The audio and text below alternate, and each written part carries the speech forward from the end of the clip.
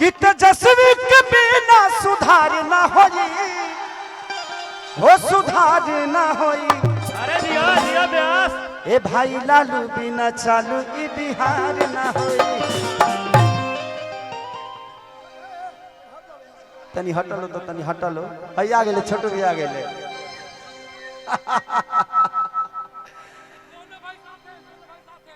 दोनों भाई साथ है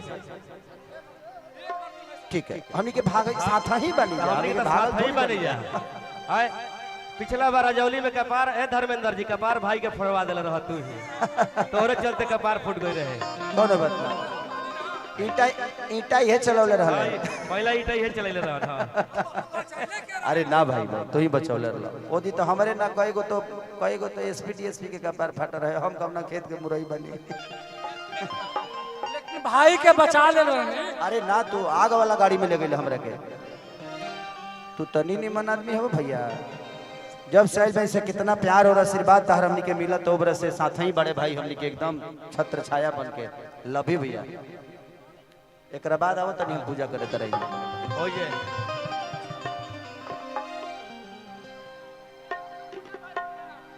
कि नाही बेचाई बाल हो, अरे कि नहीं बेचाई आलू हो,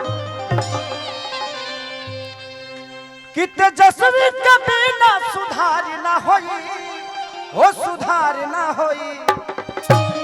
तय भाई लालू बिना चालू ई बिहार ना होई।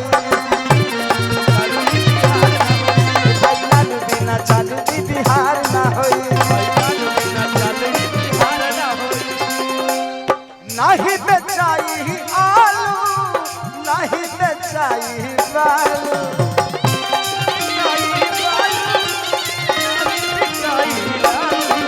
अरे नहीं बेचाई आलू हो नहीं बेचाई बालू हो।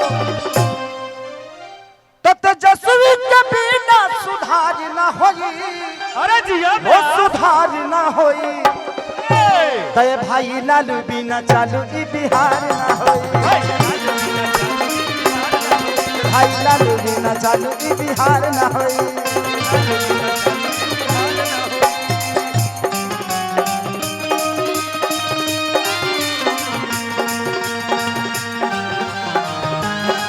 और भिखारी बा छागल छागल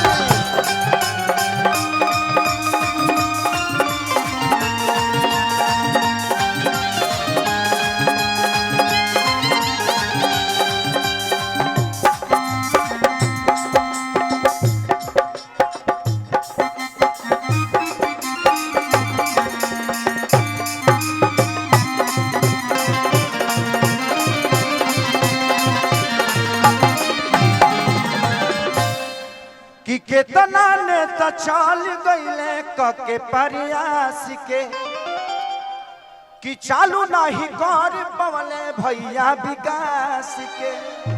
कौन विकास जब 17 महीना में तेजस्वी यादव दिखा के गईले उहे विकास। कि जवन तेजस्वी यादव करे वादा दे दे हल नौकरी 2 लाख से ज्यादा। कि दोसर नेता से प्रयास ना होई प्रयास ना होई। तय भाई लालू बिना चालू ई बिहार ना होई। भाई लालू बिना चालू ई बिहार ना होई। भाई लालू बिना चालू ई बिहार ना होई। लालू बिना चालू ई बिहार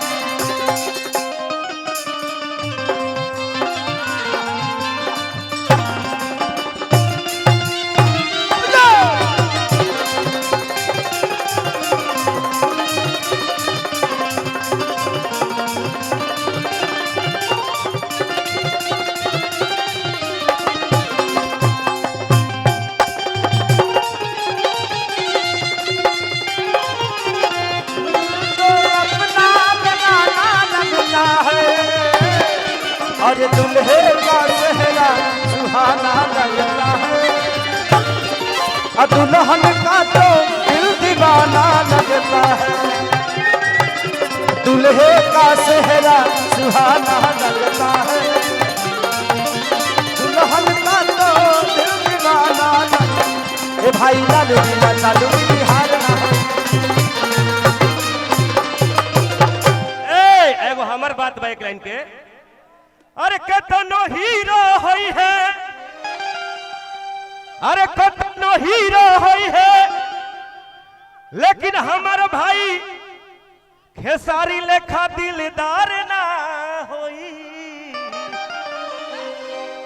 यही तो कहा जाता है कि जब ले रही आशीर्वाद रहुआ सबके तब लई बेकार ना होई।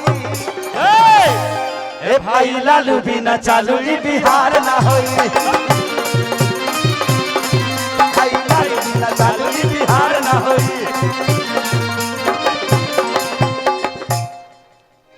कि सोच समझ के दी अपन रहुरा मत के, ना तो विरोधी रोक दी विजय रथ के। व्यास न्याय यात्रा भी चलल बा तेजस्वी जी सोच के। समझ के मत को दीजिए। जिंदगी में एक बात बताएं, कोई भी नेता हमारा विकास क्यों नहीं करता? क्योंकि हम उसको हर बार जिताते हैं, इसलिए हमारे विकास को बपौती समझ लेता है। जिंदगी में एक बात बताएं आपसे, दुखी मैं भी होता हूं जब बिहार आता हूं तो। एक दिल्ली कई सारे राज्य को नौकरी दे सकता है, जबकि हमारे राज्य से छोटा है वो। लेकिन एक बिहार अपने बिहार को ही रोजगार नहीं दे पा रहा। तो ये कितनी शर्म की बात है। एक कलकत्ता कितने सारे राज्य के लोगों को वहां रख के और रोजगार दे देता है।